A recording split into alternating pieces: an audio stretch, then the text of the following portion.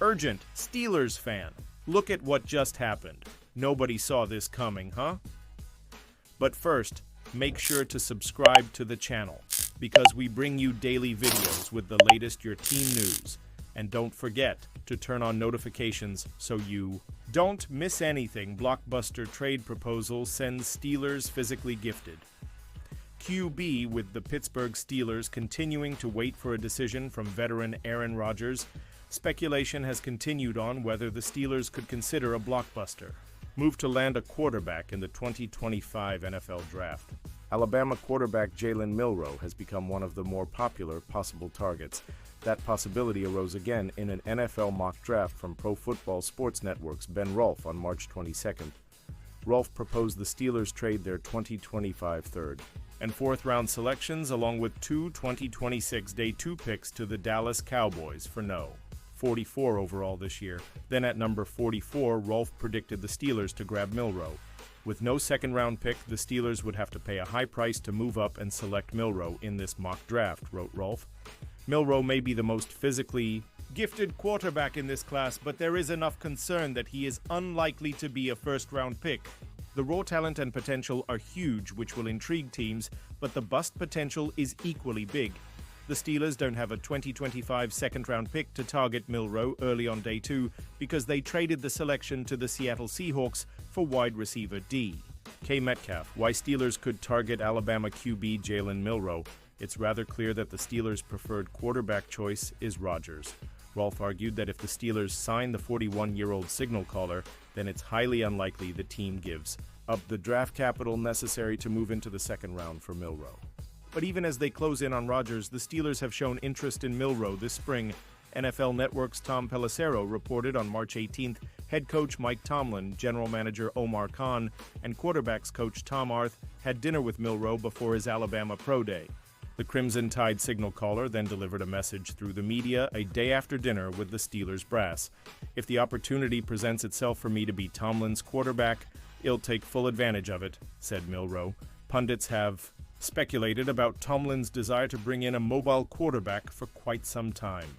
The Steelers head coach again hyped mobility behind center during his postseason press conference on January 14th. "The X factor, that quarterback mobility, is in our game and is trending and has been trending," Tomlin told reporters. That is not a new discussion. Milroe completed 3 of his passes for an average of 9 yards per pass in 13 games last season. The Alabama quarterback also had 2,144 passing yards, 16 passing touchdowns, and 11 interceptions. On the ground, Milroe posted 726 yards and 20 touchdowns as a senior. Jaylen Milroe, polar opposite QB as Aaron Rodgers. It's not out in left field to suggest Milroe as a target for the Steelers.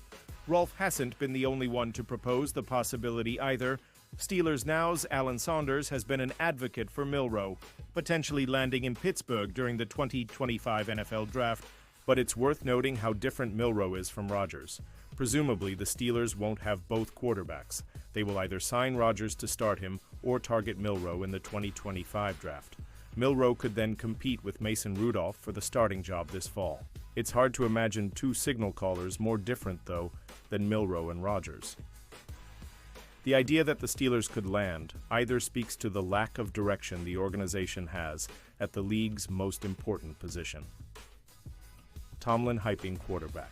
Mobility then targeting Rodgers also doesn't connect. Rodgers hasn't rushed for at least 200 yards in a season since 2018. Meanwhile, Milroe is an intriguing prospect in large part because of his legs. NFL.com's Lance Zierlein compared Milroe to former Steelers quarterback Cordell Stewart. Milroe is an explosive athlete who is very capable outside the pocket, but he lacks accuracy, touch, and decision-making when he's inside the pocket, Zierlein wrote. A strong arm and elite speed will have teams intrigued, but if he doesn't make it as a starter, it's incumbent upon his team to find a way to get the ball in his hands with packaged plays. The Steelers didn't thrive at developing a package of plays for a backup quarterback in 2024. Once Justin Fields returned to the bench in Week 7, the team always threatened to use a Fields package, but the Steelers rarely did with any success. Furthermore, not only is Milroe very different from Rodgers, his skills do not match Rudolph. Presumably, the Steelers would have to feature two separate offensive playbooks, one for each quarterback, if they added Milroe to their roster with Rudolph. Still, the Steelers appear desperate enough to find their next franchise quarterback that Pittsburgh trading up for Milroe isn't off the table.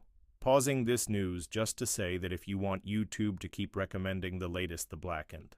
Gold news to you, it's very important that you leave a like on this video. Thanks! Now let's get back to the news. Steelers urged toward blockbuster trade for 49ers. QB, the Pittsburgh Steelers have a desperate need for a starting quarterback. The San Francisco 49ers seem to have one they cannot afford to pay without giving up their entire roster. Can a marriage be made between the two former powerhouses? Perhaps the Steelers could package a group of draft choices the 49ers would take and trade Purdy, who was Mr. Irrelevant in the 2022 NFL Draft. He was the last player selected and is perhaps the most underrated QB in football today.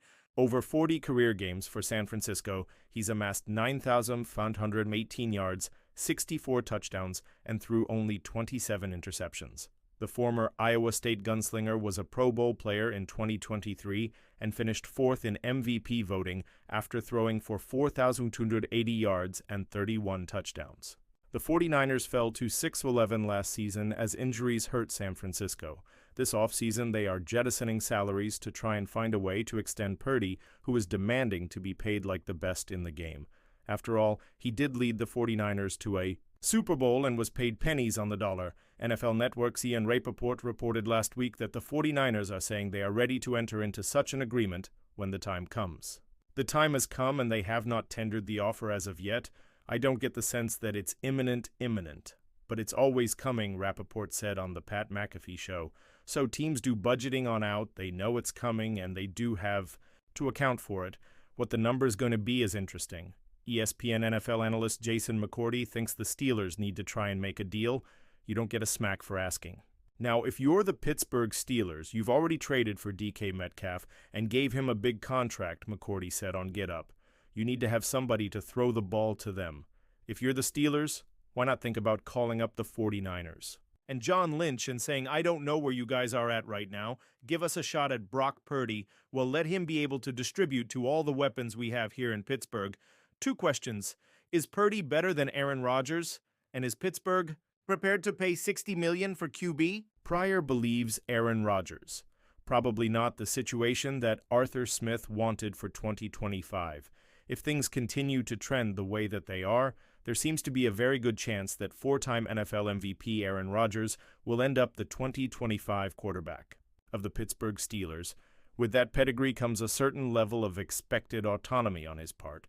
Steelers OC Arthur Smith dealt with that to a lesser degree in 2024 with Russell Wilson, but Rodgers is a whole different animal. ESPN's Brooke Pryor thinks Rodgers probably wasn't on Smith's wish list heading into the 2025 season.